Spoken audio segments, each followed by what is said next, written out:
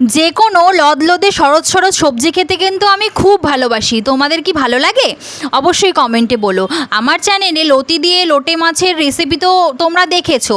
আজ বানাবো গঙ্গার এই ছোট ছোট মাছ, এর নাম নাকি চাপিলা খয়রা, ইলিশ মাছের মতনের সুবাস। লতি দিয়ে মেখে যেই কড়াইতে বসিয়েছি, আহা! রান্না তো তোমাদের দেখাতে পারবো, কিন্তু গন্ধটা যদি শোকাতে পারতাম তখন বুঝতা। বলে না ঘ্যানেনো অর্ধভোজনও কথায় আছে, সেই রকমই হতো।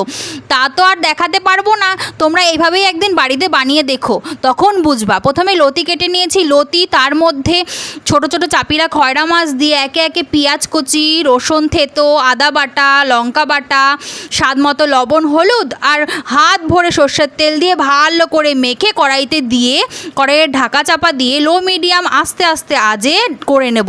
যেই নিচটা একটু লেগে লেগে আসবে নাবিয়ে নেব।